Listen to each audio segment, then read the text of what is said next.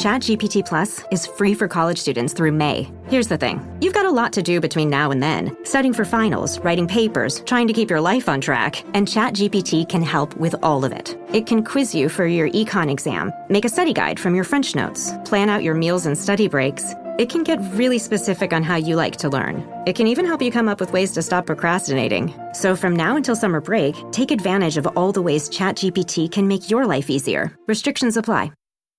Da, da, da, da, da, da, da, da! You sound insane. You realize that? Yeah. The whole world gone crazy! Seriously? It's showtime. Well, it's been just about 4 years now, and countless Marvel movie reviews on the Mad About Movies podcast. And still, guys, we're talking about a Marvel movie with no Thanos. I know. Can you believe it? How much longer are they going to keep this bit up? I'm convinced, Kevin Feige. Next year. I know you listen to the show. This is a bit, a very elaborate bit that props on the bit. You fooled everybody every single year. We come to the movies, and we think we're going to get Thanos, the villain that you've been teasing since the original Avengers, and we still haven't gotten it. And we thought, with Guardians of the Galaxy being so celestial, that we would get a lot of Thanos. We were wrong. But we're here to break it down nonetheless. Next year, we think. Next year. Right? No, that's what we thought last year and the year before that, Brian.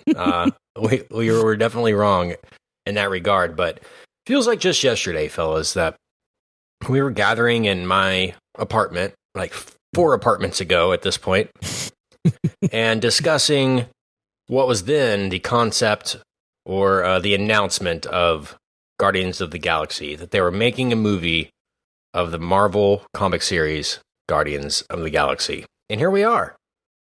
4 years later, many an episode later, here to break down the sequel, Guardians of the Galaxy Volume 2. I want to welcome any first-time listeners we have out there to the Mad About Movies podcast. I am Kent, joined by Brian and Richard, who are here with me pretty much every week now. Hey, guys. Hey, buddy. Glad y'all made it for this one. You both made it. We made it. They said we couldn't do it, but we're here. If we all three made it for the circle, we're all three making it for this one. Like, I'm surprised no one conveniently was like, guys, really can't make it this week. Yeah. You guys go ahead. But we did. We powered through. And I just want to say thank you to the listener, because that's one of our most popular episodes of the past year already. And I have no idea why. I think we definitely had more listeners to our review of The Circle than The Circle had viewers in a theater. Here's what happened, is that everybody was out there searching for a podcast on The Circle, and we were the only one. Every other podcast was like, we're not even touching that one. But we did the public service and talked about it. And I think we talked about it for longer than the movie was, which is shocking because it was way too long of a movie. And I don't know why we're even talking about it right now, because I never want to talk about it again. Well, I have a good feeling it'll come up at the end of the year, but sure. Yeah. Best of 2017. I mean, it's in my top 10 right now. So, I've only seen 8 films. There's only been 8 movies that have come out, so by default, it's in there. Yeah. Well, we got a packed show for you guys tonight. We're going to talk American Treasures here very shortly and introduce that to any new listeners we have out there. It's been a while. Gotten some messages like, hey, guys, when are you going to do some more American Treasures? And this week's the week.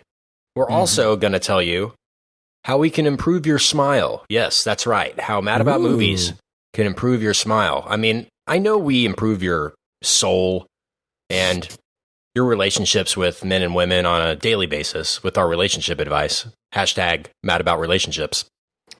But this week, we get to teach you how to improve your smile with the show. Look forward to that. And of course, lots of Guardians of the Galaxy Volume 2 talk. So, Richard. Yo. How's everything going? All is well in Richard Land. Good. Yeah.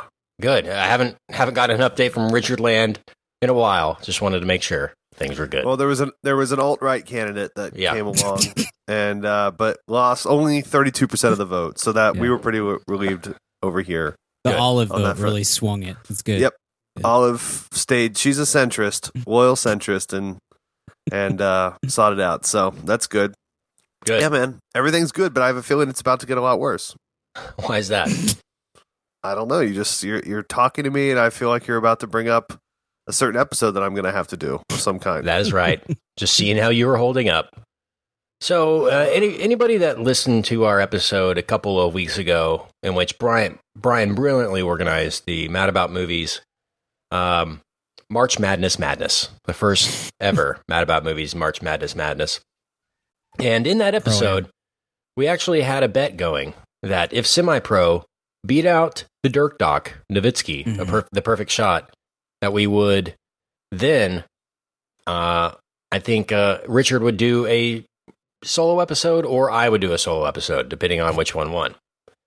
The listeners spoke, and Semi-Pro did end up beating the Dirk Doc, shockingly. Yeah. In a shocking Never turn. Forgive any of you for that, by the way. None of you. By the way, none of the listeners are allowed to listen to the show anymore, so turn it off now. You're all on my list.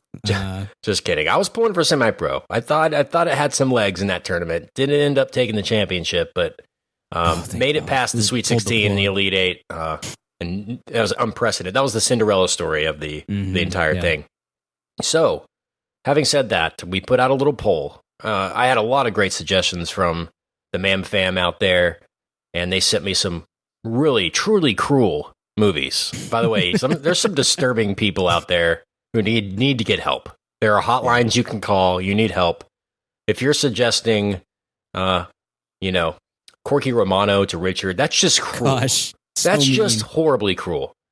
But it wasn't Corky Romano. We had 4 nominees, Brian. If you want to prep the nominees, and then we'll reveal the winner. So I thought all of these 4 would have been good for different reasons. Brian, maybe fill us in on those. So your 4 choices that you gave the listener based on all the choices suggestions that were given us, all the suggestions were Rollerball 2002 version, not the James Caan version, the Chris Klein version. So you know it's good. Wait, there are 2? Battlefield Earth was one of the choices. Son of the Mask was what I was pulling for. That was that's what got my vote. And the Blair Witch Project was the final nominee and ultimately won with 36% of the vote. So I think that was, we had a few people who were like, really, Blair Witch? Why is this winning? And I just had to fill people in on like, Richard hates the wood. Right. This is a torture. But let me tell you guys something about this, and I think you might have made a mistake, listeners. I'm not scared of the woods. I'm bored by the woods. And so things that happen in the woods are just always boring. It's always fairies or like lame horror movies. So like you picked the wrong movie if you want to tick me off, because I don't care about the Blair Witch Project in any capacity. I'm going to do an episode on it. I guarantee you, and I'm not being smart here. I will do my best, and any of those other 3 would have been way better episodes. Well, here's the thing. Here's the thing. Yeah. As chairman of the Mad About Movies podcast, I have the power to override the vote. and right here on the show, live, I can override it to Son of the Mask in about 7 seconds. Actually, 0.7 seconds. Should I do it? Brian, do I have your support?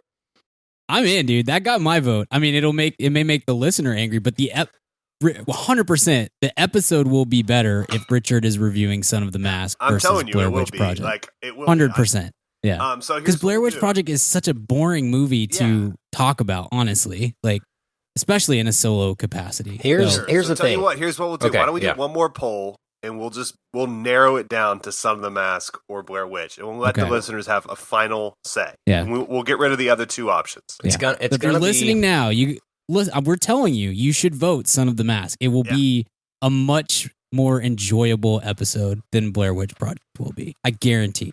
How about we compromise and say we do a throwback episode on Blair Witch this year? Okay. For Halloween or for whatever. Sure. And then we do Son of the Mask Richard solo. Son of the Richard. Hashtag Son of the Richard. I am technically Son of the Richard. Yeah. Yeah, that's fine with me. I'm telling you, it would be better. I will happily submit a Blair Witch episode by myself, but it's going to be a lot of, probably stories about other things in my life because if you want me to fill 30 minutes, because, I mean, is there anything more boring than the Blair Witch? I mean, it's a found footage movie. I don't really know what to tell you. Wow. This is going to be tough. This is a tough decision I have to make. Put me on the spot here. I actually tried to sway the vote. I'm not going to lie. Yeah. I managed about 4 or 5 accounts for work and Twitter accounts for work and everything. I voted Son of the Mask on every single one, and it didn't make a lick of a difference. Yeah. But, man, should I do it, Brian? I feel like I'm betraying the Mam Fam if they picked Blair Witch. I think we should split the difference and go with Richard's suggestions. We should put up a poll. You have 2 choices, Son of the Mask or Blair Witch Project. That's it. Find us on Twitter at MAM_podcast and vote. We'll put that up like maybe Friday. We'll do that. Yes. And have one day voting and just those are your only 2 choices. And look, if Blair Witch still wins out, then clearly that's what the people want. But we are all 3 of us are telling you Son of the Mask will be a much more enjoyable episode. Have you ever seen Son of the Mask, Richard? That's the other thing, too. And I've that, seen Blair Witch exactly. like 30 times. I still have nothing to say about it. Right. And I think that would make it. I've never seen Son of the Mask, and I'll be coming in hot. Right. So, okay, listeners, Friday, at MAM_podcast on Twitter. If you don't have a Twitter account, get a Twitter account. Follow us just so you can vote in this. And we want to make sure we get the perfect Richard Solo podcast episode out there for you. Yes, I have a feeling we will. Okay, that's all we got for, I guess, our State of the Union for the week. By the way, we have another contest coming. The Mad About Movies Summer Movie Draft was a couple weeks ago. You still have time to listen to that. But we have another contest. The loser of that has to do a solo episode as well. And we shall see. Of the winners choosing. Of the winners choosing. So there's another chance for possibly Rollerball 2002 to be. I'm off to a hot start, guys. I'm sitting at like 328 points right now. Yeah, you're the only one who has a movie on the board right now, and you've got about 12 points thus far. It'll continue to rise thanks to the box office total. So Despicable Me 3 will be my solid. I'll ride it to the glory land. The minions will carry me to the promised land. Never thought that would happen. Yep. But they could too. Bazinga. Should I get it? Well, I'll get a minion tattoo if I win. How about that? I will literally hold you down. I'm rooting for you now. Yeah, I'm going to trade all my teams to make sure that Kent wins. Yeah. I just By the way, some of the Mam Fam on Twitter are playing along with our movie draft, and they sent us their drafts. I love that somebody sent us a whiteboard with them and their 6 friends all picked movies, and they're going to play along. So please do that. Send us your picks, and we'll have a good old fun time at the end of the summer. By the way, there was a question I asked. Sam Henke, Brian, and I wanted to trade. I'm trading Baywatch for some weird movie out of Saudi Arabia about. I don't even know. It seems like it's about. I think it's just about sand. So anyway, it's just the sand. Choice. Wow, I hate sand. Sand is really big overseas though. I mean, we don't get it here, but internationally, sand is a pretty big deal. Yeah. That's why Spider-Man 3 was so big. We are cutting it off on August the 1st, I think. So we gotta go. I think we gotta go to like mid-August at least. Okay. Yeah. Because I've got the Planet of the Apes movie, right, which doesn't even come out until. Yeah, I've got Dunkirk, which doesn't come out until July 21st or something. Yeah, I think we should do end of August, Kent. Sure. We'll come in hot after Labor Day and just get as many. How about we?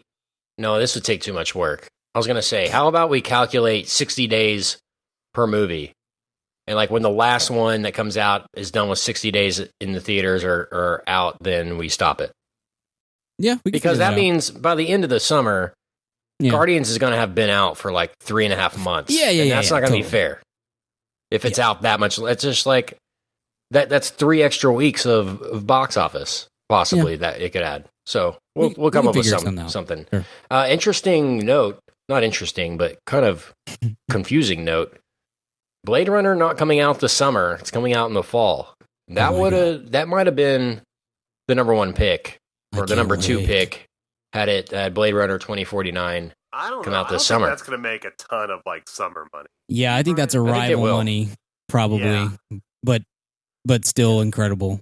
No, Yeah, it'll be great. It'll be 100%, freaking wait. 99% of Rotten Tomatoes, but it'll maybe make, I don't know, 300 million, maybe. I don't know, something. It'll make a lot of money, but it's you think? It's not for the, like this. People that are going to go see Blade Runner are not going to go multiple times. And I'm glad this is on the record.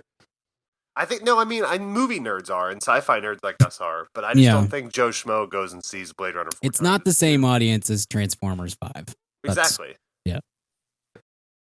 There'll be plenty of crossover, but it's not, there's a Venn diagram in there somewhere. It's not like complete overlap. And I'm glad this is on the record. I think this is going to be huge. I think it might be as big as, I don't know, Planet of the Apes or something like that. I think I want to see what Alien Covenant makes. I think to me the best case, if Alien Covenant comes out and it makes a ton of money, then that would make me feel like there's a chance that Blade Runner scores that kind of open. But I don't know how that's going to play either. So I want to see what Covenant does. You're forgetting about. I'm very interested about that. About 2 words. Harrison Ford. Yeah. Look, it could be. It's playing off of a movie that's a cult hit to begin with. Yeah, exactly. So the original Blade Runner had Harrison Ford at his peak, and it didn't make any money. So it is now. It's like I just see this as being like the holy crap movie of the fall. Denny at the helm. Ryan Gosling, like peak Gosling right now, coming off La La Land. But La La Land didn't make that much money. Like, well, you know what I mean? But like, I'm not saying talking about money. I'm talking about the recognition game. No, I agree. But the game we're playing, you said like it would be the number 1 pick. The game's for the money. You know what I mean? So I don't think money combined with Rotten Tomatoes. Right. I really think the Rotten Tomatoes is going to screw all of us. It's going to be our demise when Transformers makes literally $2 billion, but it's 11%. Like that's where we're going to lose points. Yeah. It's not because it didn't make money. It's going to be because it was bad. I think it'll even out. It'll be a high 90s movie, and then it'll be a 250 million in the U.S. kind of a movie. That's what I'm saying. But I mean, that wouldn't be a number 1 pick in the movie draft for money. Nothing will do that. I mean, then you only get 250 of the points, as opposed to even if Transformers is at 10%, it's going to be about the same amount of points because it's going to make $2 billion. You know what I mean? Yeah, it's going to be a surprise hit. I'm anticipating. That trailer was incredible. That's one of the best trailers I've ever seen. Yeah. I think it's the same week as It, though, isn't it? Something like that. I think First it week of moved October? off of that. I can look. What's it? I want to know what it's opening against. Because October, it's like October 5th. It's the first good movie. It's the first like Oscar season week of the year. Yeah. Blade Runner's October 6th. I don't know what else is out at that. It's coming out that same week. I'd have to go through the whole. It's okay. Shenanigans, but well, we'll have to see with that one. But let's move on and let's hit a quick American Treasures. Yeah. Yay. So the way that this works is we have a Hall of Fame on the website, madaboutmoviespodcast.com, where we keep track of people we like to dub American Treasures. The requirements for the Hall of Fame is you have to be active in your industry for 25 years or 50 years old. You have to be an American citizen or a North American citizen. Mm-hmm. And the most important category, Brian, sense of humor about oneself. Ah, yes. So tricky. Very important. So tricky. Very tricky. So, having said that, best 2 out of 3 wins. If 2 of us vote them in, they're in. 2 of us vote them out, they're out. So, we've each prepared our nominees for this week and this month. Richard, who is your American Treasure nominee? So I need a little bit of clarification on the rules. So okay. When we say American citizen, it's rather just the act of of being a citizen. It's not necessarily native born. Like it's not the president rules, right? Right. Or is I it? think that's Okay. fair. Yeah. Okay. Like Akeem Olajuwon is eligible. Sure. Okay. Sure. Well, you read my mind. No. I'm Noted for his great sense of humor. I'm trying to branch it out a little bit in terms of not just film people, and not just. And so I'm going to go a public figure is someone who always has a sort of a pretentious career and skill set, but has never had a pretentious attitude about it. Is someone who's always really funny and willing to do bits with their pretentious skill. So I'm going to go with, and also someone who has done some great film score work as well.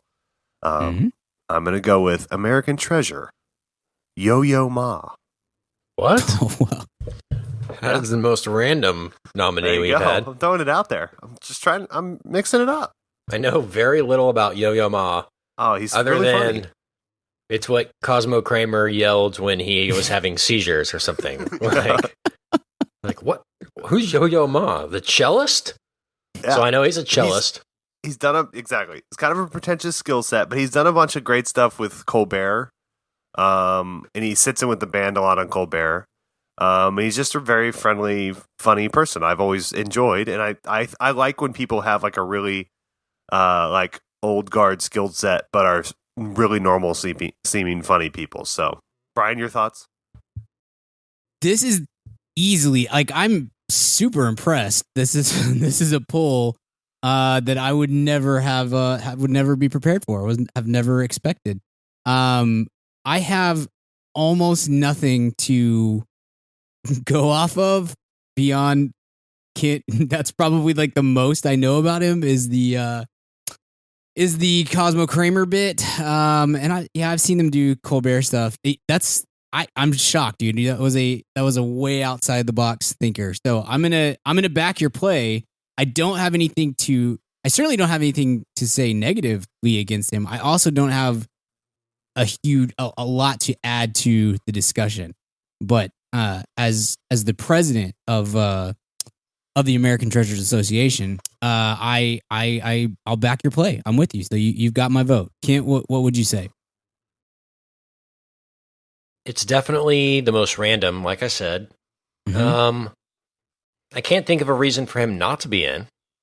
You know? Yeah. If I'm thinking of negatives, the only negative I could think of was that what Richard said. He was born in Paris. So I could pull that card out like really hard and demand that. But I mean, this guy has won the Polar Music Prize, the Presidential Medal of Freedom, the National Medal for the Arts. He's graduated from Juilliard and Harvard. He has 18 Grammys. Gosh. He's recorded 90 albums. Yeah. Yo-Yo Ma, you're both welcome. And just opened your eyes. And we have 0 cellists in the American Treasure Hall of Fame. Yeah, and not a the single one. The Undertaker, but not professionally, just in his spare time. The Undertaker's going to need someone to jam with at the after party at the apartment, the AT apartment. Mm-hmm. So yeah, I would say yes.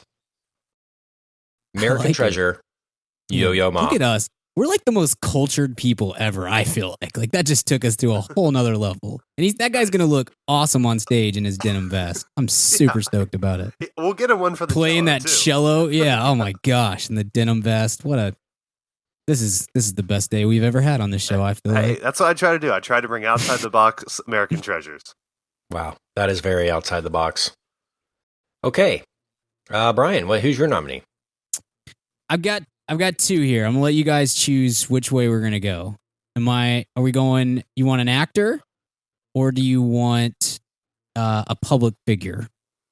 Let's go actor since Richard had public figure. All right. So I've been perpetually I'm rewatching Parks and Recreation. Like I finished Parks and Recreation, and then I have to fight the urge not to just start over immediately because it's my favorite show of all time, and I just love it, and it's comfort food for my soul. There's a particular actor who shows up late in the show's run.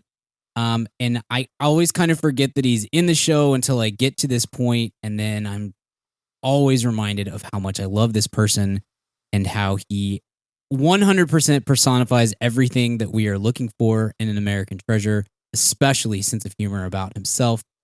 every time he pops up, whether it's Arrested Development or some terrible Adam Sandler movie or whatever he's doing, he's always a blast. I always enjoy watching him. And if it helps your vote, guys, here in a second, when I put him to you, every single person who has ever interacted with this human seems to think that he's the greatest person ever. And so that boosts him a little bit. But I'm going to bring to you American treasure Henry Winkler. Hey. What's funny to me about that is easily the stupidest thing that he's ever done. Like, the Fonzie character is such a huge part of his pop cultural relevance, and it doesn't matter to me at all. Like, that would not... it's all the stuff that he's done since then that has made him so American treasury to me. But that's just me. I think he's in just based on his character on Arrested Development, if nothing else. But I want to hear what you guys have to say. It's such a great bit. I love Henry Winkler. You're right. It's like there's this great story that comedian tells about if you want to get to the heart of Hollywood, you ask the makeup people, like, who are the nice people or not. And who's the worst? And the nice people, he says, they always say one of three people: Tom Hanks, which we all know, Ron Howard, which is not surprising, and Henry Winkler. They're the three. They they buy you gifts after they met you once, and they're just thoughtful and friendly and everything. And then the number one jerk that you only hear one name when you ask biggest jerk, and that's Jeremy Piven, which is also obvious. Right. And so, but yeah, there's legendary stories about what a kind. Just human and decent human Henry Winkler is, hard to say his name for me. And he's really reinvented himself late career. I mean, he was kind of a heartthrob for a long time. We forget, right. And then it's kind of rebranded himself as the daffy old guy. And or even he can play. He's pretty versatile. I mean, he can play the kind of daffy guy or the kind of the jerk in Dr. Saperstein's case. Right. And he's always a joy. He's one of those people you're happy to see him. He's such a, he's kind of he has as much goodwill, is cinematically that Dustin Hoffman has. Henry Winkler has that television wise and sure. The goofy side of it. And it's you're always happy to see him, and he always is going to give a good performance. And he's lovely. So I absolutely second that. And the only thing I would say negatively is what took us so long. Kent, what would you have said? Yeah, I mean, who's my more iconic character in a leather jacket in the 70s? Oh, totally. Is it Henry Winkler as the Fonz or John Travolta as Vinnie Barbarino? I mean, I need to know. First of all, how dare you bring up John Travolta in an American treasure conversation? How dare you? That's true. Man, the Fonz is extremely iconic. We wouldn't have the phrase "jump the shark" without the Fonz, right? Yes. When he jumps the shark in his leather illustration, jacket. Yes, of his most sense of humor about himself when Barry Zuckerkorn on Arrested Development literally jumps over a shark at some point in Arrest. It's such a brilliant piece of, there's a shark, and he just hops over it. Oh, this is seriously one of the funniest things I've ever seen. And I cackle laugh when that happened the first time. Super self-aware and super nice, and honestly doesn't have to be that way because he is one of the most iconic characters ever on television, and he could just go retire and be rude to everybody, and people would understand and be like, "Oh, well, he was the Fonz, so he can act cool all the time and all that, Yes. But he's not like that. He seems to be the complete opposite of that, and that's awesome. So he gets my vote, and hopefully, maybe we can invite him on the show if he's so willing to do things and meet people. Just make yourself a permanent guest. We would love that. So Henry Winkler, American treasure. Your denim jacket is on the way. Yeah. Okay. It's got a leather lining though, so you'll be comfortable with it. I've got a couple of ways I can go with this. Do I want something relevant to tonight's episode? Do I want something more out of the box? Do I want something that I know y'all are gonna like? This is gonna be tough. Okay. This is somebody who is not 50 years old, but has been in the industry for over 25 years. This is somebody who we've come to know and love while we've grown up. This person has crossed over many industries, from film to television to Broadway to music, actually, as a matter of fact. And this is somebody who maybe I think the best is yet to come. I think the true recognition of this person's greatness is going to be in our later in our lives, and I'm excited to see the work, the real serious work from this person. This person's made us laugh. This person's made us cry. I bring to you this evening the nominee, American Treasure, Jack Black. Oh, nice. Is he 25 years now? Yeah. Or 50? Is he 50? His first official credit that I couldn't tell wasn't just a walk-on role was 1992, so that makes it exactly 25 years. Cool. Since Jack Black. He's 47 years old, so almost at the threshold for age. But Jack Black, what can I say about him? He's done almost everything in movies. He's worked with almost everybody, the Peter Jacksons, the Adam Sandlers, the Steven Spielbergs, right? He's written some of the funniest albums of all time. He's extremely talented musically. Like, if he wanted to be in a band and just do that, he could have done that and been very successful at that. If Tenacious D was his number one passion, I'm sure he could have made a very successful music career out of doing that, comedy aside, just from the musical ability perspective. And he brought us School of Rock, which I know we're all big fans of that. You can't mention it. You can't mention it. Now Richard's going to cry. Crap. Sorry. Oh, Sorry, Richard. man. It's going to be a rough episode now. This is exactly. The Legend of the Rent was way hardcore. A great movie, but I mean, aside from that, he did Bernie with Richard Linklater a couple of years ago and was brilliant in that. Gosh, and so good in that. He's got Jumanji coming out with The Rock here pretty soon. And like I said, though, I think his best is yet to come. I think he's going to hunker down and do some dramatic roles and really show off his range. He's kind of been a one-trick pony for a long time, but I don't think he's that kind of an actor. I think he really has legitimate skills and talent, and I'm excited to see a director recognize that and put him in something more serious and where he can really show his chops. So, American Treasure, Jack Black, and I can't really think of a more American actor than him, comedic actor, while we've been growing up. Love him. What are your thoughts, Brian?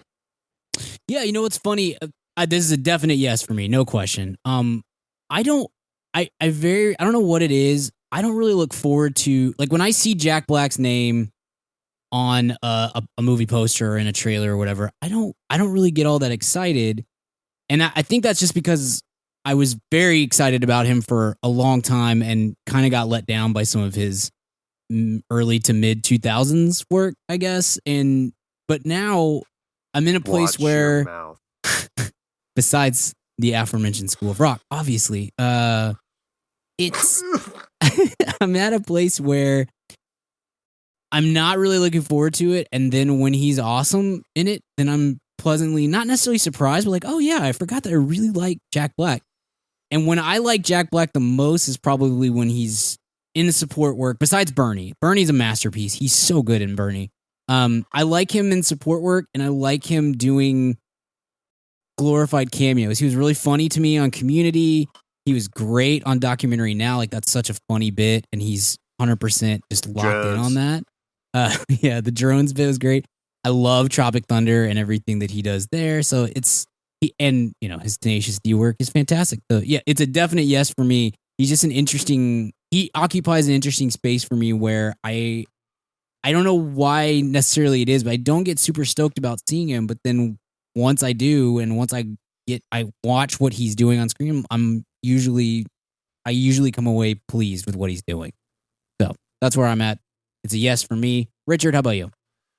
Yeah, I mean, he's great, and in one of those, you're totally right, and I think has the like, you combining what both of you said, a lot more range than he's used for, and then he is used for one really good. He is a great, and I'm not discounting this because he's also a very good serious actor and comedic actor, but he's a great kids movie actor. Like he really, children love Jack Black. Like Goosebumps.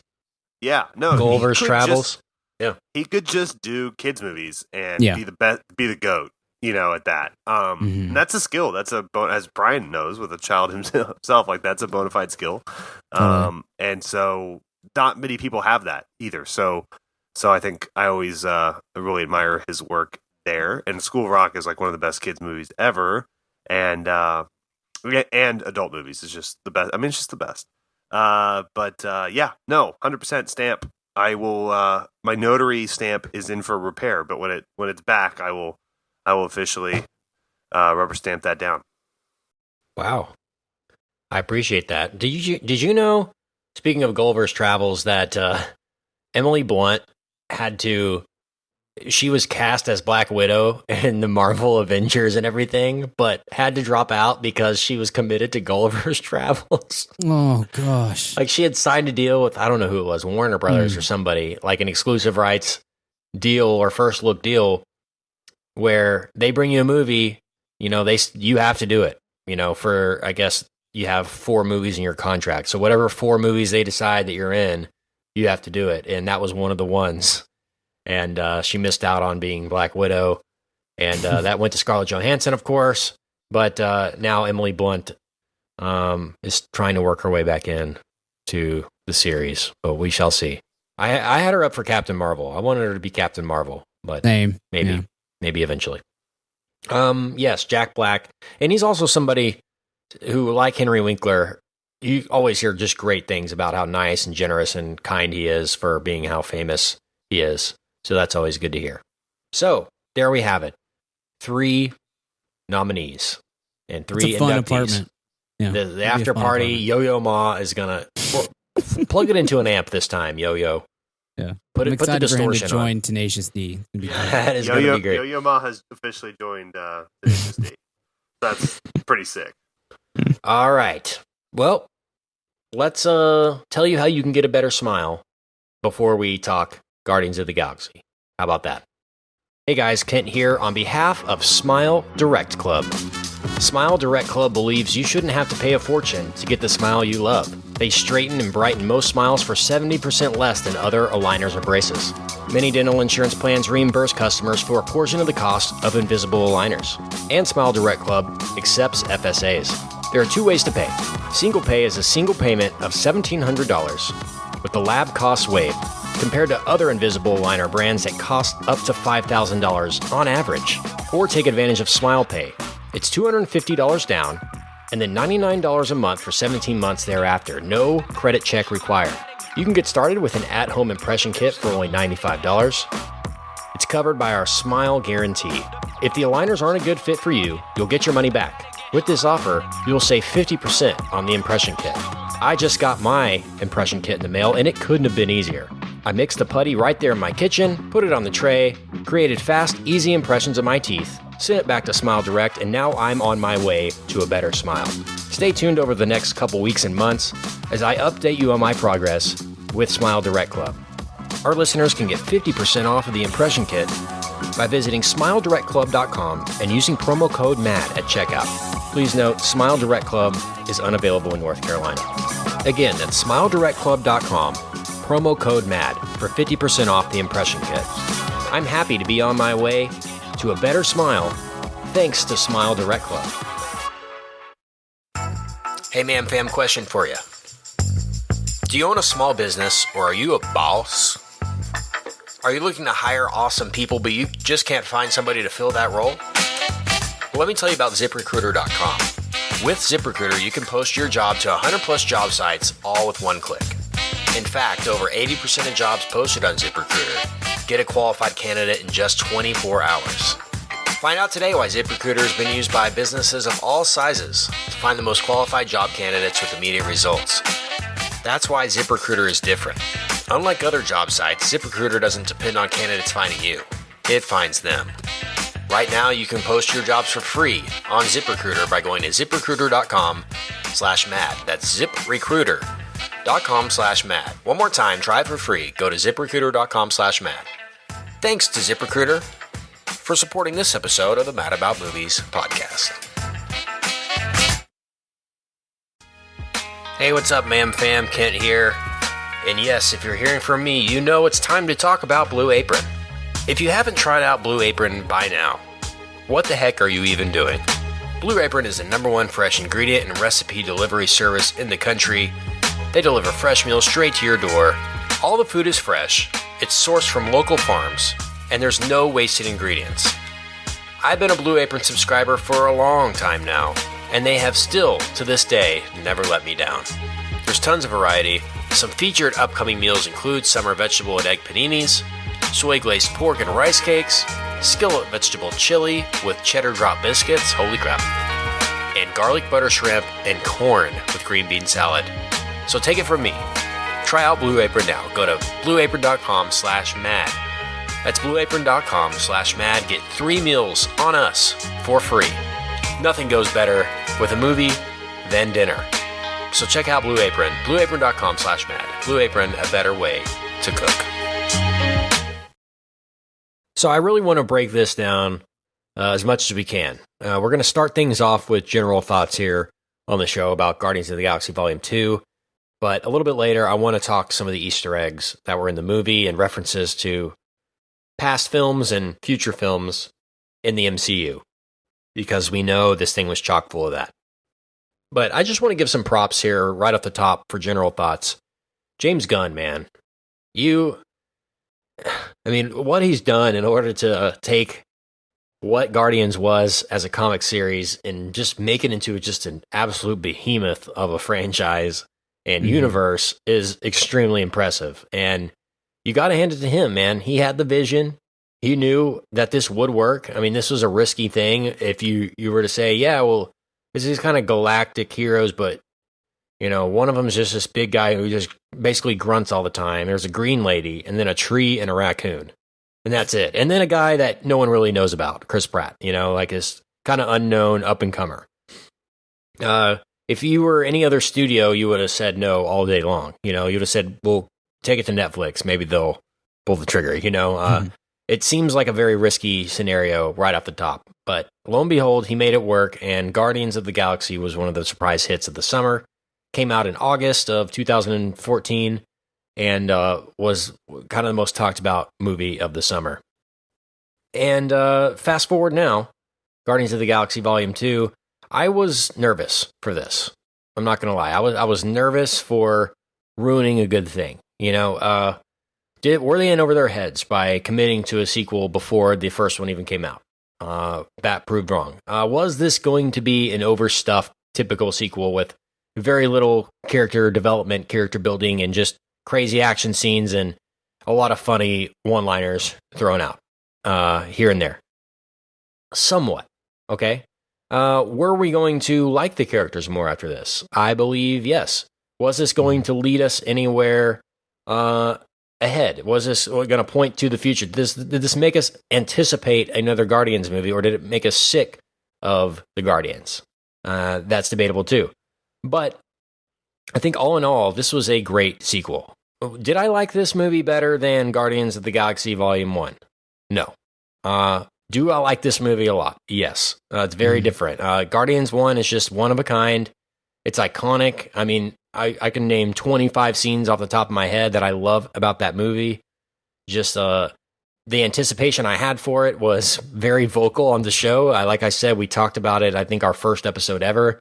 We anticipated it and talked about how much we wanted to see it. But I don't think anything can replace the feeling that I had seeing Guardians for the first time in the movie, and that Come and Get Your Love opening credit sequence with Star-Lord dancing and like the big text across the screen and everything. I was all in, you know, like I was like, wow, this really does work. You know, like I saw it and James Gunn proved it to me. My thoughts of, wow, if they do this right, this could be huge. You know, he did it right, and he's created his own genre. I mean, who would have thought that science fiction would blend so well with 70s and 80s pop music? Like, it doesn't make sense. It should not make sense. But it's like right now, it's the only thing I can think of when I think of science fiction, is like the quirky, fun, kind of bubblegum aspect of it. And he's really, his tone, his vision for it is flawless, really. I think he didn't get it going over his head and try and get too much out of this movie. I think he played it safe in a lot of areas, and I think that'll maybe prove worth it when Guardians Volume 3 comes out, which has been announced. And he is at the helm of that too, James Gunn is. So, this movie reminded me of a lot of movies. It reminds me of one that we saw a couple weeks ago in Fate of the Furious and the Fast series. It reminds me of maybe the most applicable comparison would be not the Avengers 2, but Star Wars 2, The Empire Strikes Back. I find it very similar to that in a lot of ways, and I'm excited to talk about it. But general thoughts, really, really, really enjoyed this movie. Again, did I like it as much as the first one? I don't think so, at least not on the first viewing. But I love this movie, and I can't wait to watch it 500 more times in the future. And this is a great, great franchise that I'm very excited to talk about with you fellas here tonight. So, Brian, general thoughts? Yeah, I'm with you. I don't think I quite like this as much as the first one, but I loved the first one. So the first one's my favorite Marvel movie in this whole cinematic universe thing that they're doing, and is a movie that I rewatch on the regular. That was in my top 10 that year. So it's, to say that it's a slight downgrade from that is fine. Second movies are the hardest. I've said that probably a dozen times on the show, but if you're in a trilogy or a franchise or whatever, your second movie is where I think you are most likely to slip up and have a mistake, because you don't really have a beginning, you don't really have an ending. This is a little bit different in that it's not the story is not the same in the entire trilogy that they're telling at this point. You've got different villains, and you're got a little bit different stakes in each one and whatnot, but it is still it's a middle film, and it's hard to do right. So I think I thought the opening sequence, once we got past the young Kurt Russell bit, which was strong because Kurt Russell is awesome. I thought that opening sequence where they're fighting the intergalactic space monster thing, and then followed up with the Sovereign, I thought that was rough, and I was nervous at that point. It felt forced. It felt like, here we are trying to recapture the glory of the opening sequence of Guardians 1, which is so much fun and really set the tone for that whole movie. Dancing Baby Groot was kind of a whip, and so I was nervous then. I was really hyped up going in. Once that sequence got moving, I was like, I don't know if this is going to turn out well. Once they crash land on the planet, which is like 10 minutes in the movie, I felt like everybody settled into their role, and the whole thing kind of came together in that moment. There's right after they crash, Rocket and Star-Lord are arguing, and Chris Pratt, Star-Lord calls Rocket Raccoon a trash panda, and him and Drax have this really funny interaction. And I felt like from that moment on, the movie had its footing and we were good to go. It's just that first 20 minutes where it was a little bit shaky. But I think it went from there, and then Kurt Russell shows up for real, and I don't think there's ever been a movie that has been made worse by Kurt Russell showing up. He's just so cool. He was almost my nominee tonight for American Treasures. I think he is one. If he's not one, I really think I brought him up, and we need to check that out. If he's not one, then we need to rectify that immediately, because I think we had Michael Douglas. We might have confused that. I know Michael Douglas. Yeah. Well, I'm gonna go look it up, and if that will be next month's nomination, 100%. If he's not, because he's awesome, and I love Kurt Russell, and the coolness that oozes out of that guy is just unbelievable. But yeah, look. He gets there and things start to settle in, and we're off to the races.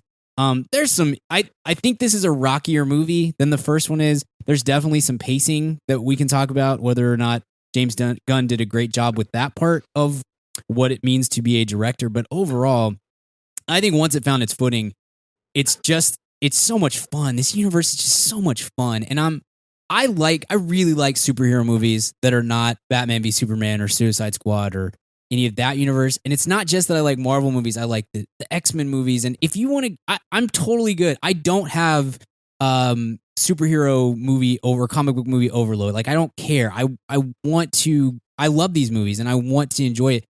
This universe in particular, this planet within the Marvel Cinematic Universe is so much fun. And it is like a thrill ride, but I mean that in the best way possible. This movie, to me, you mentioned Empire Strikes Back and Fast and Furious. To me, This movie is like the greatest Star Trek movie ever made, mixed with the best Firefly episode. Like it just has a different feel to it that that I think is missing from. And I love the Marvel movies, but this is such its own thing. And it's so enjoyable to watch. So like you can give me one of these things every 2 years, and I don't think I'm going to get tired of it. It's not quite the same as Star Wars, where I promise you can give, as long as you continue to make them even like B- movies, I will always be excited about a new Star Wars movie for the rest of my life. But this is up there with that because it's just, gosh, I don't know. It's just more fun than most movies are these days, it seems like. And so anyway, I had a blast with it. There's definitely some downs that we can go over, but overall, I'm super impressed with the way Gunn was able to bring this all together and the way he was able to create. Really, this is doing kind of origin stories for 3 or 4 of these characters, or at least backing up the very little information we knew coming into this movie. And I love that. I love the way that he was able to pull that off. And I think that's part of the, the pacing that he's got to figure out. So overall, I'm really impressed and I loved it a lot. And I will be watching it 1,000 times, I'm sure. But Richard, I want to hear what you have to say. Yeah, so when we did Guardians a few years ago, and I think, Brian, you posted that episode this week, or Kent, maybe that was you, for people to go back and listen to. The show was, we were still young. Brian hadn't hit puberty yet. It was weird. It was different. But it was fun. No, I was Brian not hit puberty at 37, by the way. Finally happened. No. It's here, guys. Go ahead. Yay! Sorry. Hooray! See you in 3 years. No, but he just throws all of his action figures away. What have I done? What are these? No, but I wasn't as high on the original Guardians as you guys. I like it a lot, but I didn't love it. I don't think it was in my top 10 of the year or anything. But it's a really cool, great franchise. And I love Chris Pratt, and I like so much about it. I felt the exact same way about this one. I really, really thought it was fun and good, and I get the appeal, but it leaves me kind of a little cold in it. I find it a little cute at times, and precious, and knowing, and kind of winky sometimes, which is fine. I'm not really even against these things, and I will probably give this a grade that starts with an A. So don't think I'm hating on it, but it's not ever going to be like an A++ for me. But I think the thing that's to note that you really see in this, and I think you'll see in the coming years, of the sort of transition of Marvel from a Joss Whedon themed thing to a James Gunn themed world, and it becomes tonally more this way. Obviously with this movie, but I think you'll see as we introduce these characters kind of in the MCU at large, that this tone is so winning and so crowd pleasing that it kind of will infest the rest of Marvel, which is fine, but it makes Marvel even sort of lighter, even more kind of referential and knowing. But, kick butt soundtrack maybe in a Thor movie or something. Right. So I don't know. But we talked about that with the Thor trailer. Like, this felt, you could see the influences of Guardian in the Thor, Ragonk, for lack of a better word, trailer. So I think that's definitely happening. I'm not saying that's a bad thing, but it's like it's noticeable. It becomes even more pop in a way. So colorful, a little more pink and green and blue, and less earth tones. I totally see what you're saying. I look at it like this, Richard. I see James Gunn as the cosmic head of the Marvel Cinematic Universe. Like anything that has to do with outer space, galactic things, Thanos, the multiverse, the Asgardians, that whole aspect of Marvel, which is the Thors, the Doctor Strange, the Guardians of the Galaxy side of things. I see that as James Gunn. He's the creative genius behind all that, right? But I do see Joss Whedon and maybe the Kenneth Branaghs, anything that happens on Earth, right, is the Ant-Mans, the Thors, the Hulks, the Iron Mans. I see that kind of Jon Favreau / Joss Whedon, their kind of creative influence, or maybe them at being executive producers on a lot of those projects had to do with that. But when those two meet is what I'm very curious about. In Infinity War, when the cosmic meets the Earth for the first time, and what is it going to be like when we see Rocket with Iron Man? I'm sure it's going to be cool, but it's just going to be different. It's going to be I definitely disassociate those. It feels a little bit like X-Men at this point, like I see it as a Marvel property like I do X-Men, but I just can't imagine them in my mind crossing over in a very natural way. If Magneto, Fassbender's Magneto and James McAvoy were in the next Avengers, I would be like, yeah, that's cool. And it works, but it's just still kind of weird. I totally don't see them. I see Spider-Man in the MCU, and I always have, and I always thought it was weird that they were doing movies at Sony for so long with Andrew Garfield and things. But that's less weird for me than seeing this crossover. So that's what I'm curious about, how they're going to make that work. Yeah, I'm with you, Cam. I mean, the writing's, it's over. We've lost this fight, but I would have really enjoyed to not have Guardians of the Galaxy crossover. I love them. I really like them on their own, and I don't need them in Avengers. And I know it's over. That ship has sailed. There's nothing I can do about it. And I'm sure it'll be fine because I trust the Russos and I like everything that's happening in Avengers, but this could have existed on its own, and I would have been thrilled with that. Yeah. Yeah, the Russos have done great work, too, with Captain America. I got to say, Captain America has been the character that no one saw coming, kind of a thing. Totally. It's he's the head of the Avengers now to me, Cap, it used to be Iron Man, Hawkeye, but yeah, I guess that's fine. Right. When he's not renoing his kitchen out. Scarlet Witch, but okay. But that does, we mentioned, I think we mentioned this before, but Hawkeye working on his kitchen in his cabin does lend itself, and you can kind of see the writing on the wall for a Property Brothers MCU crossover. I mean, that's just out there. Finally. They're going to keep just do magic Hawkeye the whole back, time. I guess. Hawkeye is a permanent part of the MCU at this point. Brian, are they going to kill off any of these characters? Would you rather Jeremy Renner's Hawkeye in Infinity War or both Scott brothers as themselves? As both the Scott brothers, totally. Like, I like Jeremy Renner. I like Hawkeye, but I need to see them try to do terrible magic tricks, and Iron Man's be like, what's happening right now? Like that's my dream, really. Yeah. You need a little bit of help furnishing Stark Tower. We're here to help. Let's see what we can do. That'd be great. They walk him through that like 3D rendering, like the really crappy one, Like Tony Stark has this crazy, modded out computer He's worth system $18 billion. And they're like, yeah, we're gonna save you a little money with this pier. And wow, what a tangent! Okay, I'm just always top of mind here. Yeah, I agree. Did you have any other general thoughts, Richard? Other than I think we went on a tangent there. Okay, we can continue the converse. We can join the conversation. Let's do it. I'm gonna say right here off the top. I mean, off the top, we're 20 minutes into this review. Baby Groot worked probably 48% of the time with me, and the other times I was just like, when are we going to get regular Groot back? Like, I get that it's cute, but there was just too much.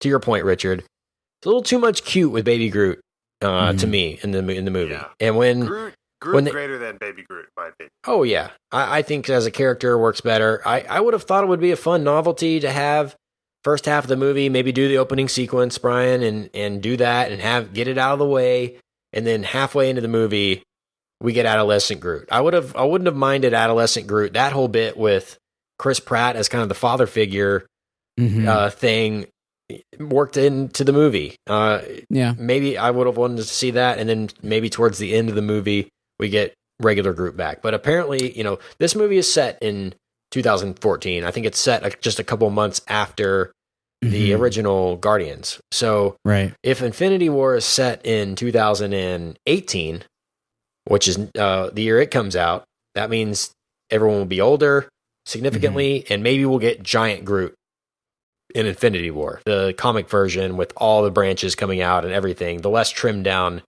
Groot, maybe the mid-20s Groot that we got in the first Guardians movie. Yeah.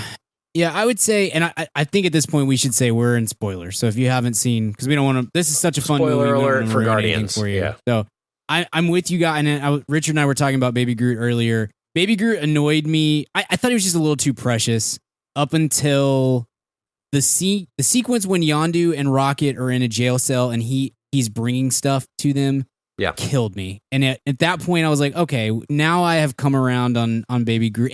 And two, to be fair, he started to become a little more useful at that point too. Like he does play an important role at the end with the bomb and whatnot. And that was kind of the turning point for him as a character, because up to that point, he had done nothing but be cute. And so, yeah, I'm totally on board for your thesis, Richard. Groot over Baby Groot all day long. But that sequence in the jail killed me, and I was just rolling. Reminded me partly of the sequence and they're breaking out of the jail in the first Guardians. Yep. Yeah, and exactly what. Yeah, when he brings out the eye, I mean, there have probably not been 5 times in my life that I have laughed harder in a movie than the first Guardians when Rocket tells Peter to get the leg and then just dies when he does come back with the leg. Like that's one of the funniest things that I've ever seen in a movie. Great. And so that brought back that, and then the toe after that and whatnot. I thought that was a really funny sequence. And from that point on, I was okay with Baby Groot.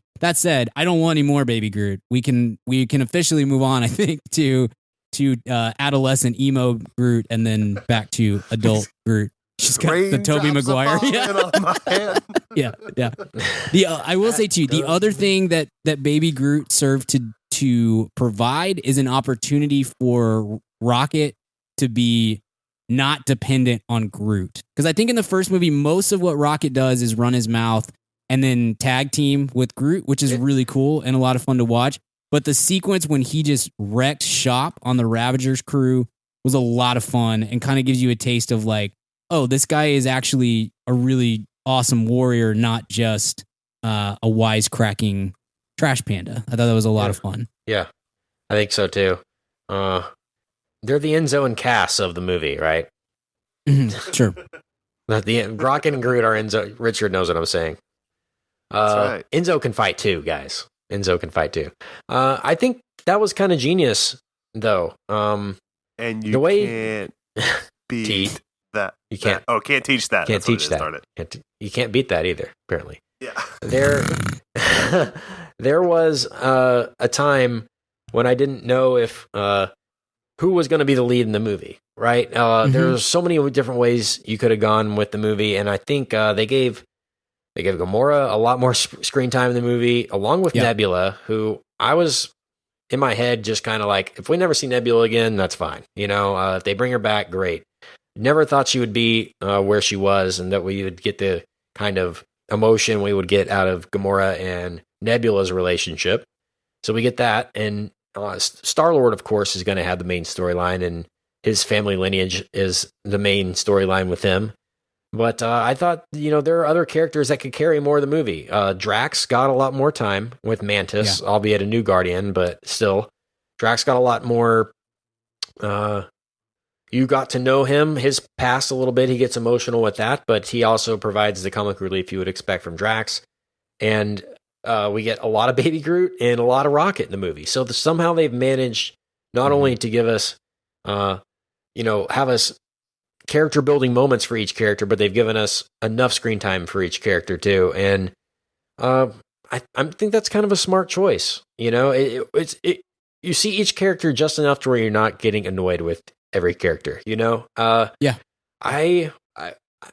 I wanted more Rocket in the movie, but Rocket's my favorite character. But I can see that if you made this Rocket's movie, that people would get annoyed with Rocket and he wouldn't be as fun anymore. It's like the more you bring it on screen, the more chance you have of it getting old and the bit just not being funny anymore. So you do kind of want to limit those times, but Rocket and Groot were the breakout stars of these movies. And for them not to just concentrate the movie around them, so to speak, says a lot about James Gunn and his confidence and everything. But man, I think the Star-Lord stuff with Kurt Russell and Ego worked really well. And I'm a little surprised James Gunn went as complicated as he did with the Ego storyline, because it's, the consciousness and everything. And the consciousness finding, physical forms and different physical forms and being able to adapt. And it's just like, well, is it your dad or not? Just tell me, it was a very complicated thing, but I think ambitious is the word I'm looking for. It was very ambitious for him to go that route with that. He could have made it make Yondu the villain or something, and Yondu gets a lot of time in this movie, and that's good too. But where did Mahimi, Yondu Mahimi, where did you fall, Brian, on the stuff that's outside of the Guardians of the Galaxy that we know, all the external characters and villains and things like that? How did this movie do in that regard?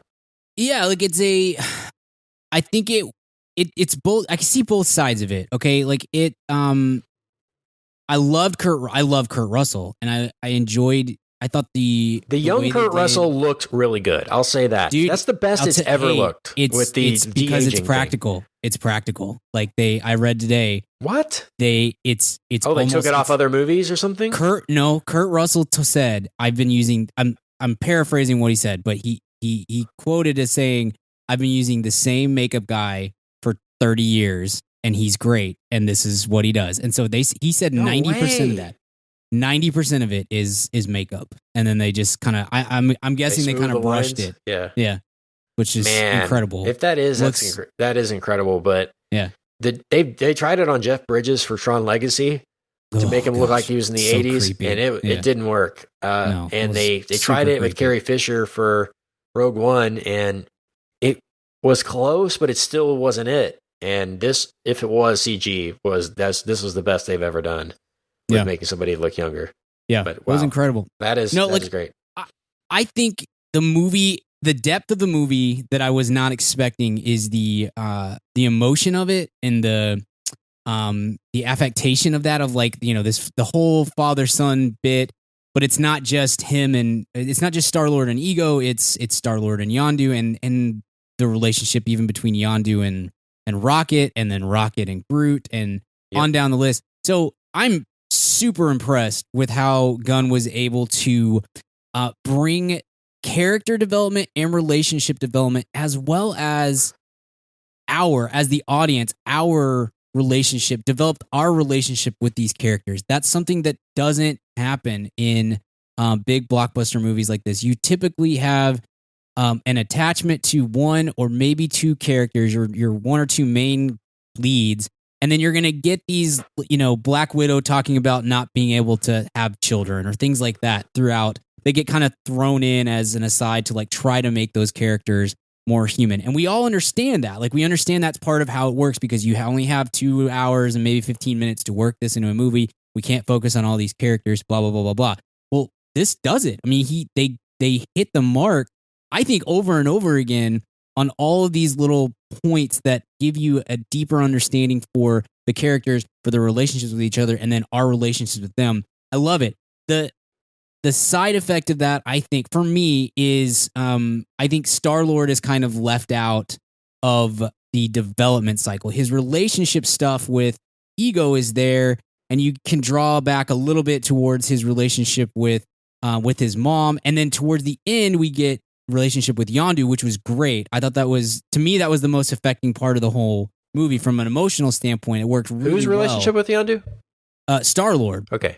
And Yondu, the whole like kind of surrogate father thing. And I'm a total sucker for that sort of trope. And I will always go for that. If you want to put that in a movie, I'm in.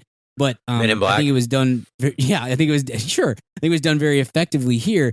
But the first 2 acts, I'm the biggest Chris Pratt fan in the world. Richard and I fight about it all the time. Who's a bigger Chris Pratt fan? And I don't prefer fat Chris Pratt, but yeah, I like skinny Chris Pratt. I don't think that I don't think he was given a lot to do. It felt like to me for 2 acts, we're kind of in the trying to build up all these other characters.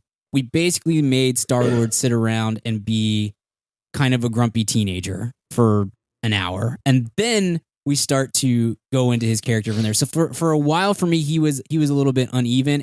But I just think that's the side effect of we only have 2 hours to squeeze all of these relationship aspects into this and try to make these characters deeper.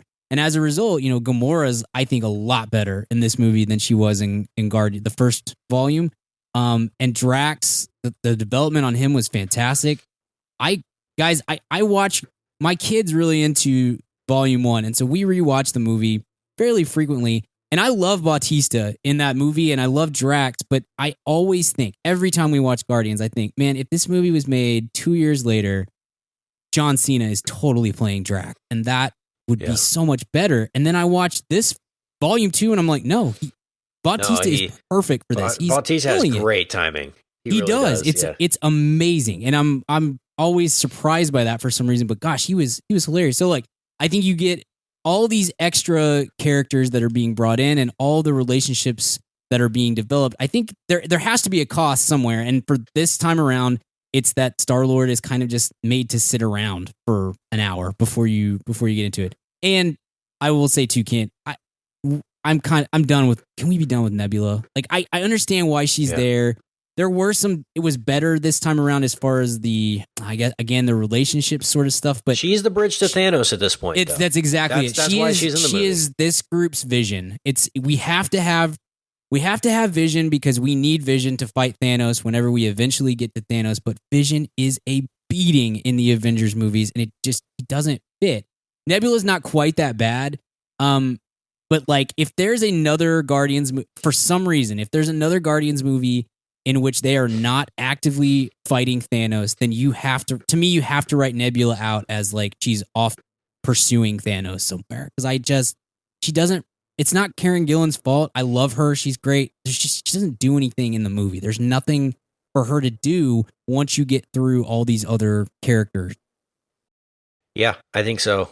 I think you're right. Man, this did remind me of the Fast and Furious, just the never turning back on family aspect of it. And I was wondering why it felt tonally like, other than the family aspect, why tonally does this feel like the Fast series? And I figured it out. Fred Raskin, the editor, edits all the Fast movies. So it had the same editing style as those movies, like subliminal, totally subconsciously. I was like, why does this feel like Fast? Like I was just sitting in the theater thinking, maybe it's because I had seen Fast like so recently and rewatched all those, but I just felt like that's what this is. It's just a galactic, fun version of that with just the crazy personalities and the way the camera cuts back and forth between the one-liners and everything is great. This movie, speaking of risk taken by Gunn, very inappropriate for a Avengers style movie, Disney with Disney's name on it. A lot of more adult material. I would think you would think a little harder about letting your 3-year-old, 4-year-old watch this movie before you would the first one. Not to say that that's a bad choice creatively. Or you just make him watch Death Wish first, and then that way, when you come down, it's not bad. But this movie simultaneously made the Avengers and the Guardians more lighthearted and also more adult at the same time, which is it's a different choice. Like the whole Contraxia stuff and the prostitutes scenes and everything like that. A lot more language this time around. And I'll bet the funniest moment of the movie for me was when Drax is like dry heaving and says, "I'm just imagining what it would be like to physically be with you," to Mantis. It was so funny. But not really an appropriate joke for your kid to be walking around talking about. I mean, if I'm being honest. So it does have that kind of going against it. But it just makes you wonder what this could have been like if they just went all in Deadpool style, and made this rated R and rockets dropping F-bombs and all that. Like how much funnier or more successful would this be? I don't know. Is this going to lose a little bit of the kid appeal next time around? Are parents going to be more hesitant to take them to see Volume 3 because of where this was kind of heading? It is kind of heading in that direction. So that's a risk. I'm surprised that Disney saw this and was like, "Yep, we're good." I mean, this is a great movie. Maybe this because they all just loved it, but I would have thought they would have been more restrained in some of that. But it wasn't.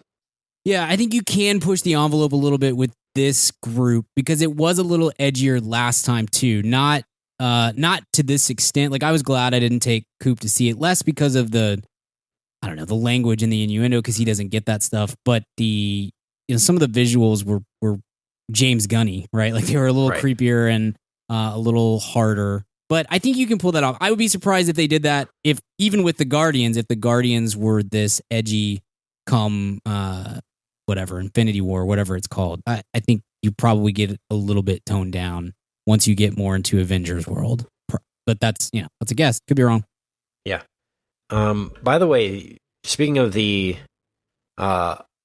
effects and things, the effect of Ego's planet apparently is the biggest visual effect ever. There's more than 1 trillion individual components to the actual CG image. So well, did they count the number of times that a card was flipped in Now You See Me Too? That seemed like a bigger scene to me. I don't know. I mean, more than 1 trillion times? Kind of did. There's a lot of work there. The camera spun around at least a half a trillion. So I'll give you credit for that. Wow. What do we think of the soundtrack this time around? I gotta say, I love the Fleetwood Mac. Fleetwood Mac, but I like the song that they chose. But I would have thought they would have waited for the bridge, because the bridge is the most I think they wrote the bridge of that song of The Chain first, and they based the whole song around the bridge. Like, okay, we got to write something to get to the bridge, And I just imagine the third act of this movie bringing that song back with the bridge, like going super loud in the theater with like ships flying around and Rocket like screaming and blasting people. I would have thought that would have made for an awesome moment in the movie, not only to bring back the kind of theme song of the movie, but like the coolest part of the song, like the guitar solo ripping through space kind of part. Didn't happen. I would ask James Gunn that to his face. Why did you not put the bridge part in the song? It's what everybody knows the song for. But I thought they worked the theme of the movie around the lyrics of The Chain pretty well too. Never break the chain, and it's about love and losing love and family and otherwise, So I thought that was cool. But that's the only real stick out moment song to me, other than the opening credits with ELO was cool. But I didn't have those moments in the others like I did in the other Guardians movie of I got to go find that song, or I got to download that song, or oh my gosh, I used to love that song, like I did with this one. Soundtrack was better with the first one, I must admit. Yeah, a little let down. And I didn't look at any of it beforehand. I was like, I want to know none of what's going to be in the movie. And there was like 2 or 3 that I was like, cool, but that was it, Yeah, I would agree. I think the music cues were lesser in this versus Volume and the score 1. Too. The score too, but The Chain, that's such a jam. That's my all-time favorite Fleetwood Mac song by a mile. And oh wow, I thought they used it quite well. I thought they used it to effect, and coming back to it in the the final confrontation was pretty awesome. Yep, I think so too. I want to talk a little bit more about Yondu, because I think Yondu really brought the movie together. Yeah, and like you said, surprisingly, not only with Star-Lord and Star-Lord and Ego and that whole plot line, but with the other Guardians too. And I am a sucker for the surrogate father stuff, but that's a really cool way to go about it. Was that Yondu kind of protected Star-Lord from his own father, because he knew. And we are in spoilers, by the way, hardcore spoilers. But man, I did not see the twist coming of Ego and Star-Lord, like how Ego killed the mom. I did not expect that at all. And when it happened, like I think even in the movie, it goes to like slow-mo, like him realizing the moment, and then I think that goes to shooting him or killing him or whatever. But it, I didn't see that coming at all, and very effective, very good. And I think Chris Pratt before the movie had said, when I read the script, I was crying, I was bawling. I was like, why would you cry in a Guardians movie? But apparently his dad had died or something like that, or he had to. Yeah, it was his dad. Dad had passed, and so this kind of helped him cope with that, or it brought that to light really hardcore for him when that scene came about. And man, that worked on me. And I was wondering, because the first Guardians ends so well. It ends on such a high note, it wraps everything into a tight bow, and then they got the Jackson 5s playing in the background, and you're just like, man, this is awesome. I was like, how is this movie going to top the ending, But with all that we learn about the characters and everything, I really think it ends not on a light note because it ends on a sad note, but just on a really great note, you know. And I think James Gunn knows how to end a movie. From what I've said. Anybody have anything else big, Richard? Maybe that stuck out to you with the movie. But I want to get into these Easter eggs, but I want to get as many cool thoughts. I mean, I'll give one more thought. I'll talk on the music a little bit. You know, this one, the music felt, and there's no way around this because it's no longer an original thing, right? When it's a sequel, but I thought the music was a little winky, even more winky this time, and like. There's a really good article on this in the Washington Post, so it's not original thought, but like it kind of does a lot of the comedic work for the movie, and it's happening outside the movie, some of the music cues, so it's kind of like, I don't know, it's a little too meta for me in a superhero movie. I kind of like, why don't you earn your laughs or thoughts differently instead of this music coming on that, I don't know. But it's like fine. Not all the songs were on Awesome Mix Volume 2 or whatever I just said. It was just like other novelty music. I can see that. Yeah. I don't know. It just seemed to lazy is not the right word because this is like an immaculately made movie, but those choices are a little like, okay. In the first one, they were so organic to it. Yeah, they felt less so this time. But that's also just sequelitis. Like there's nothing you can do about that. But that's one piece on that. Yeah. Yeah, I would agree with that. I would agree with that too. Okay. Yeah, look, I think my major complaint with the movie to me would be and I'm curious to see if you guys agree with that. I thought the pacing was not great, and that's typically something that we lay at the feet of the director and kind of say, look, this is one of your most important jobs is to pace correctly. And there's some second act sort of issues where it not necessarily a lull, but you are jumping from place to place, scene to scene, and it does start to get a little old at the wrong times. But at the same time, that's how I felt coming out. And then within an hour and then a day later and then 2 days later, I started to feel like, yeah, look, the pacing's not great. And there are some issues there, but I also felt like he used those scene changes and the shifts and the back and forth between the character groups and whatnot extremely effectively to kind of build up the bigger story elements of the movie. And so like, I don't know. I've been going back and forth on whether or not whether I should hold the pacing problems against Gunn, or if that's just kind of the nature of we're trying to accomplish quite a bit here in a 2-hour movie. I don't know if you guys either of y'all have any thoughts on that. I'm honestly not sure how I feel or how I should feel on that. I think you're right on. I think, we can all interpret things how we want to, but I think you did that just fine. Man, there's so many ways I can go with this, but I want to talk about these Easter eggs, but I want to just say that I'm excited for Volume 3, maybe more than I was even for Volume 2, sure. To come out. I think the best is yet to come. This is such a bridge movie, much like Empire. And this reminded me of Empire because there's a scene very similar to like the asteroid sequence in Empire where, they're like, never tell me the odds kind of a moment. The characters split up and we each see them kind of doing their own thing. We're cutting back to different scenes. They're rarely together in the movie as the actual ensemble.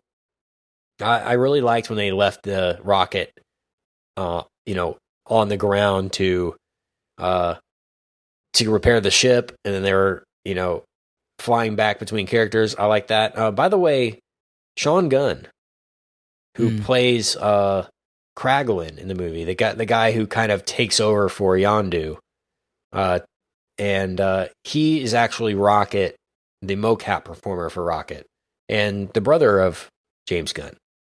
So cool to see James Gunn give his brother kind of a bigger role, but maybe to say thank you for being Rocket so unselfishly when they do the Bradley Cooper thing, who gets all the credit for Rocket. He's done a great job as doing that too. But because the characters split up too, and much like Empire, we have a fatherly revelation in the movie with the main protagonist character too.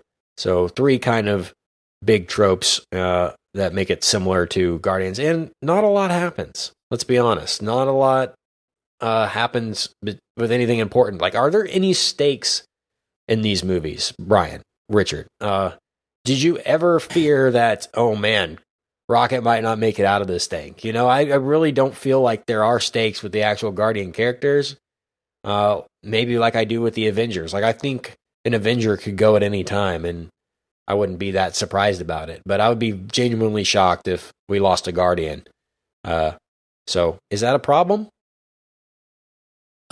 It's not for me because I don't, I guess we've just seen so many stinking movies at this point that the idea, I want stakes in a movie. I don't necessarily need it as long as I am having a ton of fun. You know, if we get into 5 of these movies and there's still, all of them are still here and we've never really come close to any sort of impending doom or anything like that, then maybe that starts to change. But I don't know, man. These occupy such a different space to me because they're so much fun, and I enjoy watching the movies, and I enjoy watching them over and over and over again, so much so that I don't know, like I don't care, I guess, about whether or not I really ever fear that somebody's gonna die. And truthfully too, I mean, Groot died in the first movie, and it's a cheat, it's a cheat. It's kind of a cop out, but that was a affecting moment. I mean, that really worked pretty well. And at the time, we certainly didn't know that he was going to come back as Baby Groot and future Tobey Maguire Groot. And so, I don't know. Like maybe, like I said, maybe down the line that changes. But for me at the moment, I think one of the best things about this movie in particular is that the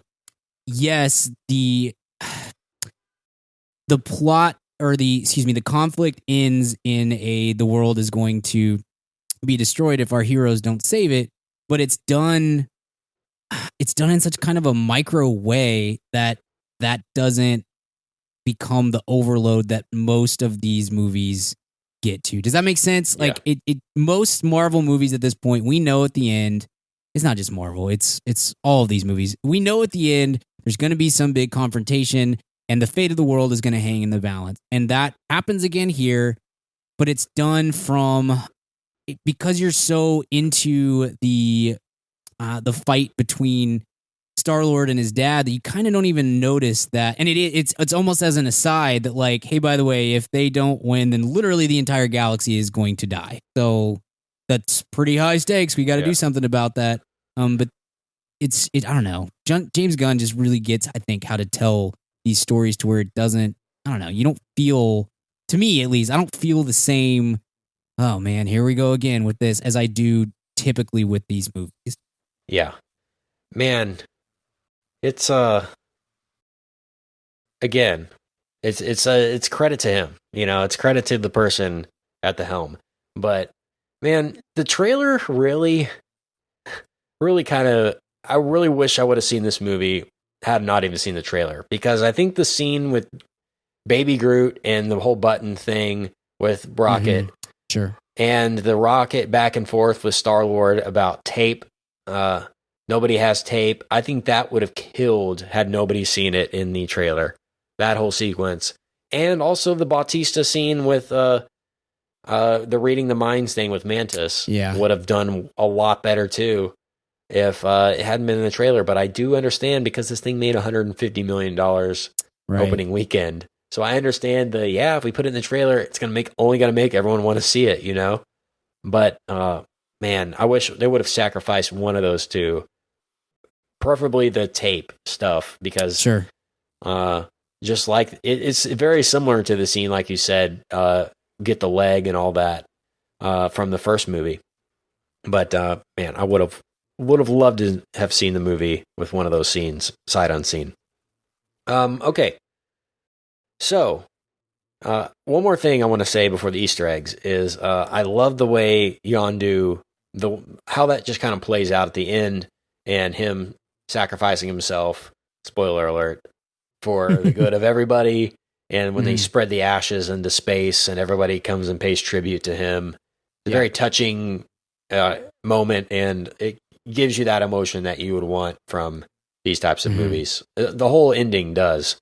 Yeah, beautiful. And the movie ending on Rocket literally crying was a bold choice too. I thought there were people in the theater that said, "That's it." Like I heard those like audibly in the theater when that happened. But I mean, they have 5 post-credit scenes or whatever. But still, to end the movie with just Rocket crying, looking out into space was very poignant, beautiful. Sure. Okay. Some of the Easter eggs here. We saw Howard the Duck, right? Everyone saw Howard the Duck in the movie. Maybe not a bigger role than we thought. Stallone, guys. Yeah. American Treasure Sly. Yeah. Thought he would have a bigger role, but it was kind of cool to see him in this universe, and he fit really well. Up, though. I mean, Yondu was pretty small in part 1. Yeah, he'll be a bigger player. And guys, he's in the same movie as Diesel. We're getting closer and closer. To him being Vin's dad? Yeah, he's got to be Vin's dad. Come on. Has to happen. Hey, Vin. Dom. Come on out. We got some barbecues out here. Come to South Philly. I know I abandoned you, but, that guy over there killed your Asian friend. So, I mean... You let him back in. You let him back in, so... We in or what? By the way, I'm in. Yeah. Baby Groot says, "I am Groot" 13 times in the movie. That's it. That's only... It? I would have thought it would have been more. Maybe that's why. Maybe they didn't use Baby Groot enough. Maybe that's why I didn't like it as much. They didn't use it right. They weren't effective with the "I am Groots." Wow. So he was Starhawk, Stallone, who was an original Guardian, which is cool. They had the original Guardians there. By the way, Mainframe was voiced by guess who, Richard? You cannot. You'll never guess, so I'm not going to play this. Yeah, Miley Cyrus. John Lithgow. No, close. Gosh. Miley Cyrus, very close. Very Same close. thing, right? Yeah, basically. I do love, Kent and I are early Miley adopters. We've been Team Miley. Pretty much Miley's back, by the way, guys. Miley's the best. Just look out. Here comes Miley. Stan Lee. We need to mention Stan.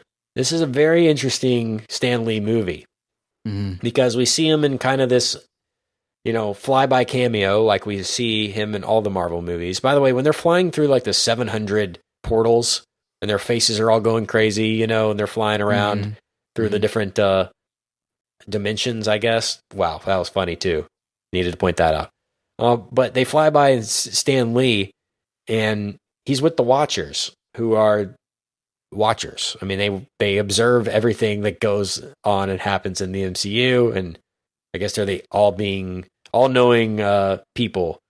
But the interesting theory that's come out of this movie, and James Gunn is kind of, he's been at the forefront of the rumors, he hasn't denied them, is that in actuality, we've seen Stan Lee in all these movies, all the Marvel movies. He's made a cameo in every single one, including Big Hero 6, an animated movie, and things like that. What if he is actually playing the same character in every single version? And he's actually been, reporting back to the Watchers this whole time, the goings-ons of the MCU. Like, that's been his role. Everyone thought it was just walk-on cameos, like, oh, he's a librarian. But what if he was actually a Watcher this whole time?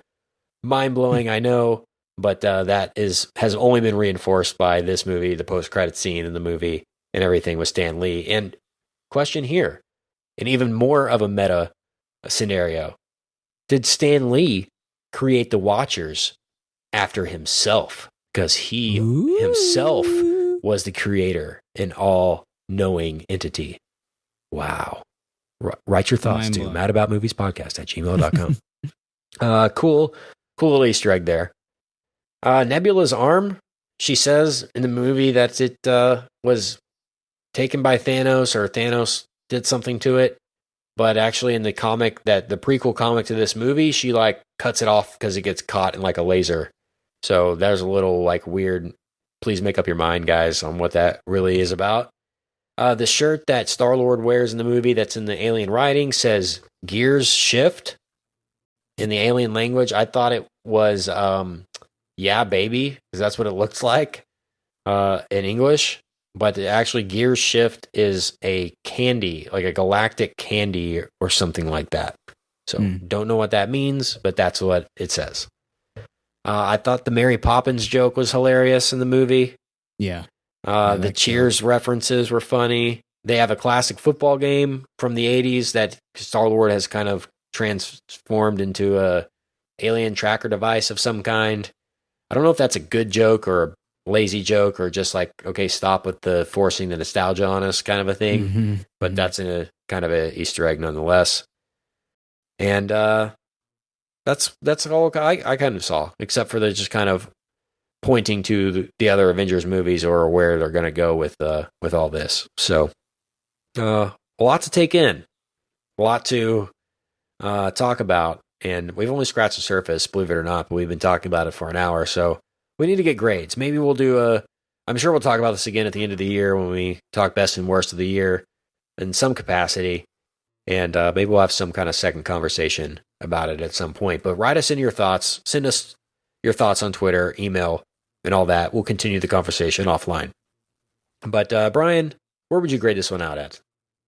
Yeah, it's a slight grade below Guardians 1, which I think I gave an either an A+ or a very high A. So I'm gonna go with a low A. And just to reiterate, I don't know if we mentioned how awesome how refreshing to me the visuals and the color palette were in this compared to like most sequels, movie. yeah, most freaking movies, but especially most superhero movies and indirect attack on the DC. Hardly universe. any piss jars though. So I know that's really why I didn't give it an A+. Honestly, that's the one thing that I felt like it missed. That's something that you can't take away from Zack Snyder. He really owns the piss jar in a superhero movie market. He kind of owns that corner. You can't take that from him. I don't think. He's the champion of that. Yeah. So I'm going A, just straight A. Richard, how about you? I'm gonna go A-, like the same grade I gave Guardian Volume 1. So yeah, I will give it a solid A. Really enjoyed it.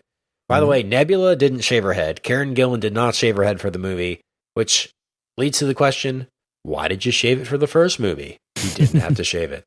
Well, she had to film the circle right afterwards. So. Yeah, she needed the she needed every lock possible for the Guardian because they were probably all falling out while she was making it.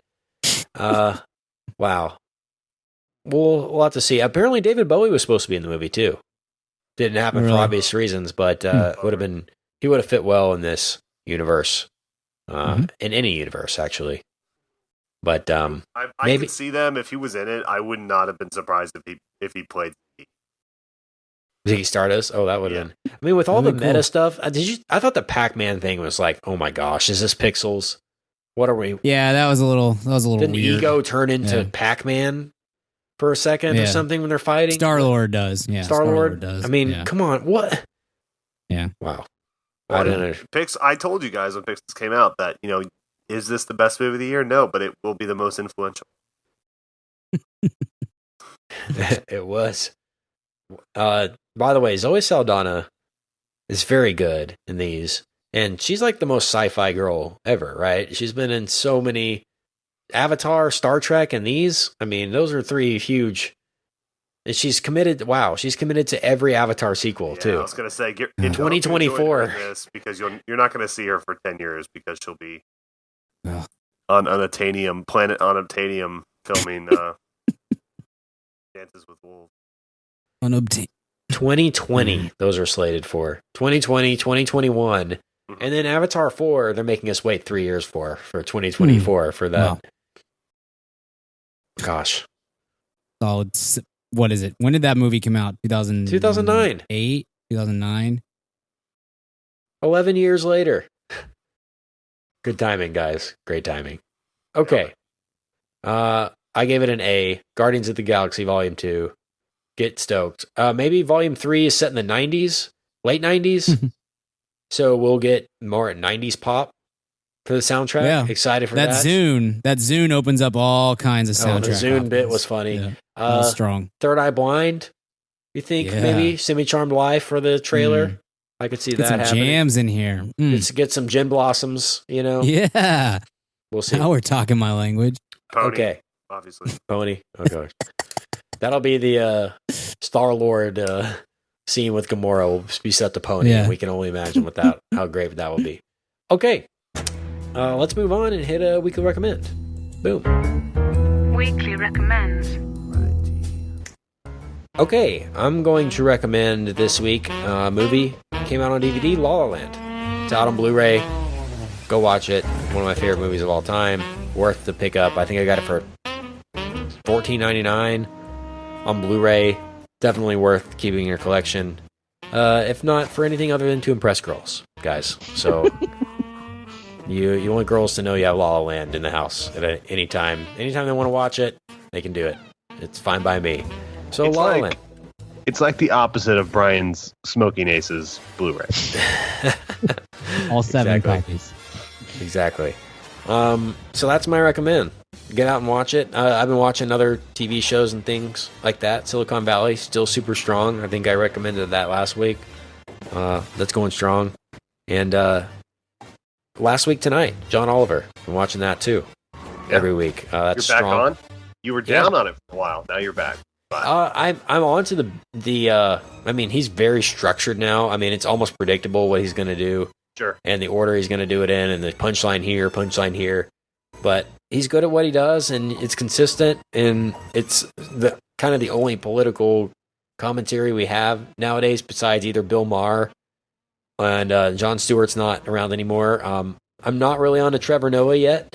I gave Trevor Noah a big chance for a while, but I mean, he had Trump, and he had the Trump election, and he didn't even make it as great as it could have been. You know, that's the easiest material ever, almost. And it wasn't that impressed. Colbert has been getting a lot better in late night, but he's still not the political commentary that I kind of crave. John Oliver is kind of scathing in that way, and I really like it. But I'm ready for Jon Stewart to come back, so I can retransition my schedule around Jon Stewart. Yeah, in animated form apparently. So we'll find out and see how that goes. We shall see. But that's what I've been watching. Cool. So Richard. Yeah, mine is a book that's out this next week. An author that we've talked about on the show before. It's a collection of magazine pieces and interviews and essays and stuff. Chuck Klosterman 10 comes out. So it's his first kind of collection book in a while. Yeah. And so if you like pop criticism and pop culture and all this stuff, it's a good thing to read, especially if you're a young person in your like early 20s. It's a really good kind of intro to criticism for you. Mm-hmm. I would highly recommend it. Brian, what about you? Yeah, definitely. Anything Chuck Klosterman writes, you should definitely read. If you're not familiar with his material, he's the best. I'm going to recommend a documentary that's on Netflix. It's called Chaos on the Bridge. It is it's very short. It's like an hour long. I think it may have come on Sci-Fi Channel at some point or something like that. But so it's a little short. And all it is about the behind the scenes of the making of Star Trek: The Next Generation when it first when they put it into production, and the issues that they had with Gene Roddenberry and casting of Patrick Stewart and blah blah blah. And William Shatner hosts it, so he's the one conducting the interviews and is the person that you see on camera between interviews and stuff like that. It's really interesting. It's very fast, and that's probably its biggest issue. It should be longer, so you get a little bit more of the story. But if you're at all interested in those TV shows and those movies and whatnot, the Next Generation was very controversial for a while. Like it had a hard time finding the right audience and all this sort of stuff. And Patrick Stewart almost didn't get cast, and we all love Patrick Stewart. He's great. So anyway, it was really interesting, and it's a really easy watch. You can check it out on Netflix, and it's called Chaos on the Bridge. But I've already seen everything. So Awesome. Excited. Okay. Well, where can we find you online, Brian? You can find me on the Twitter at bgill12. You can find my writing at madaboutmoviespodcast.com and the Mad About Movies podcast newsletter that should be out very shortly. Yeah, Richard, where can we find you? You can find me at Richard Barden on all social medias. That is Bardon. You can find me at the madaboutmoviespodcast.com or the Mad About Movies podcast newsletter, which will be out this week, a little bit later in the week. have a few cool pieces and funny pieces that I think you will all enjoy in there from myself and from Brian. And Ken has a little something as always, and a recommend, and all kinds of goodies in your inbox once a month. And then, Kent, where can I find you? On the Twitter, Instagram, Snapchat, social media, at Kent Garrison. And find our show, madaboutmoviespodcast.com. Buy a t-shirt on there. Help donate to the show. Help yourself by buying a t-shirt. That helps us. And you look super fashionable. And subscribe to us on the iTunes. Tell your friends. And help grow the show and keep this thing going for 4 more years. Maybe 4 more Guardians movies. By the way, we haven't talked about Rocket and Groot movies happening, guys. It's gonna happen. Spin-off Rocket and Groot and the Adventures of Rocket and Groot. Just wait. Okay. Until next week, we're talking about what, Brian? What new great next movie? Alien week, Covenant. We're talking about King Arthur. Oh, we are. Lost Sword or Legend of the Lost Sword or something like that. This could be either a huge flop or a surprise hit. I've had a lot of people text me that they're excited for it. And I'm surprised. I didn't think it would have a huge audience, but I'm starting to think this may be a hit. I don't know. Oh, wow. Did you take flop. him in the draft? Nobody took it. No one took him. No one took it. Undrafted. Undrafted free agent. Undrafted. Yep, Isaiah Thomas. Tony Romo. Last pick of the second round, yeah. All right. Until then, we'll see you at the cinema. Goodbye. Goodbye. Baby, I hear the blues are calling, tossed salads and scrambled eggs. And maybe I seem a bit confused. Yeah, maybe, but I got you pegged. But I don't know what to do with those tossed salads and scrambled eggs.